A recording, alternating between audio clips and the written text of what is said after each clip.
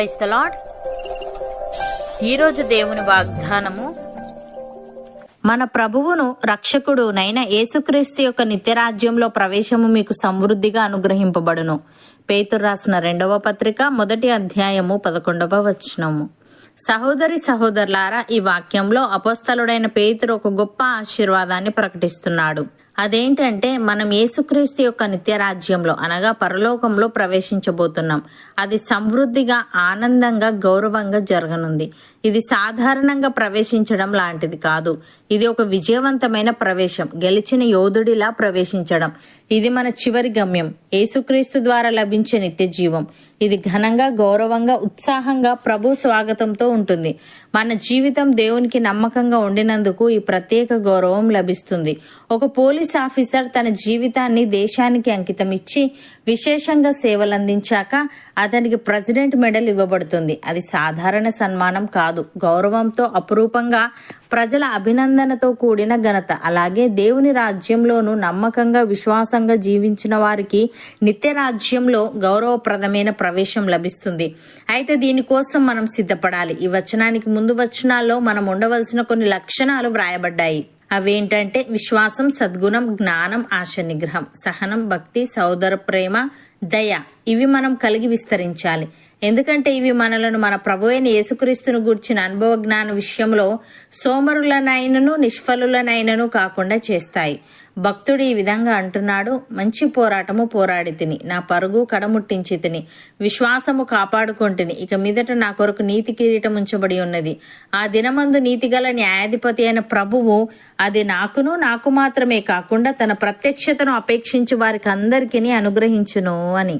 ప్రియులారా, మనుష్యులు తమ కంటే గొప్పవాని తోడు అని ప్రమాణము చేతురు.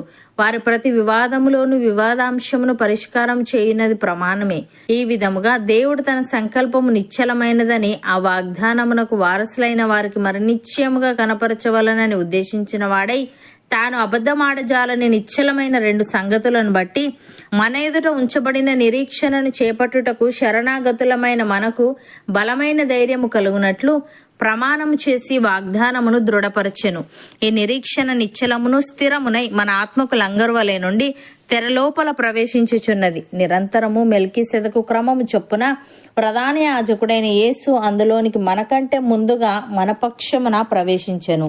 అపోస్తలుడైన పౌలు ఈ విధంగా అంటున్నాడు: దేవుడు తన్ను ప్రేమించు వారి కొరకు ఏవి సిద్ధపరచెనో అవి కంటికి కనబడలేదు, చెవికి వినబడలేదు, మనుష్య హృదయమునకు గోచరము కాలేదు అని వ్రాయబడి ఉన్నది. మనకైతే దేవుడు వాటిని తన ఆత్మ వలన బయలుపరిచి ఉన్నాడు. ఆ ఆత్మ అన్నిటినీ, దేవుని మర్మములను కూడా పరిశోధించుచున్నాడు. ఒక మనుష్యుని సంగతులు అతనిలోనున్న మనుష్యాత్మకే గాని మనుష్యులలో మరి ఎవనికి తెలియను? అలాగే దేవుని సంగతులు దేవుని ఆత్మకే గాని మరి ఎవనికినీ తెలియవు. దేవుని వలన మనకు దయచేయబడిన వాటిని తెలుసుకొనుటకై మనము లౌకికాత్మను కాక దేవుని యొద్ద నుండి వచ్చు ఆత్మను పొంది ఉన్నాము అని.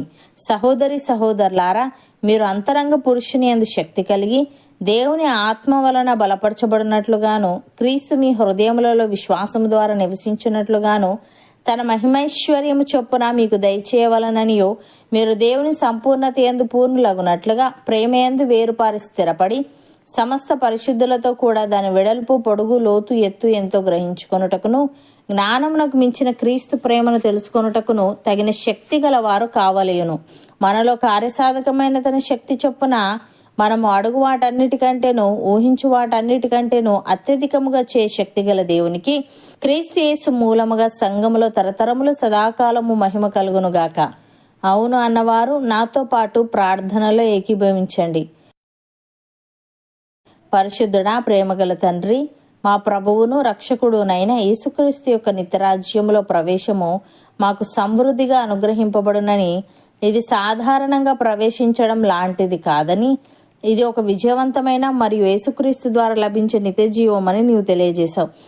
నీకు స్తుతులు దేవా. మేము నీకు నమ్మకంగా, విశ్వాసంగా జీవిస్తూ మా విశ్వాసమునందు సద్గుణమును, సద్గుణమునందు జ్ఞానమును, జ్ఞానమునందు ఆశ నిగ్రహమును, ఆశ నిగ్రహమునందు సహనమును, సహనమునందు భక్తిని, భక్తి యందు సహోదర ప్రేమను, సహోదర ప్రేమ యందు దయను అమర్చుకునే వారంగా ఉండుటకు సహాయము దయచేయమని మేము మా అంతరంగ పురుషుని యందు శక్తి కలిగి నీ ఆత్మ వలన బలపరచబడినట్లుగాను, నీవు మా హృదయములలో విశ్వాసము ద్వారా నివసించినట్లుగాను నీ మహిమైశ్వర్యము చొప్పున మాకు దయచేయవలననియో, మేము నీ సంపూర్ణత యందు పూర్ణులమగునట్లుగా ప్రేమయందు వేరుపారి స్థిరపడి సమస్త పరిశుద్ధులతో కూడా దాని వెడల్పు, పొడుగు, లోతు, ఎత్తు ఎంతో గ్రహించుకొనుటకును, జ్ఞానమునకు మించిన నీ ప్రేమను తెలుసుకొనుటకును తగిన శక్తిగల వారమగుటకు కృపచూపమని క్రీస్తు యేసు మూలముగా సంఘములు తరతరములు సదాకాలము మహిమ, ఘనత, ప్రభావములు నీవే పొందమని యేసుక్రీస్తు నామమున ప్రార్థిస్తున్నాము తండ్రి.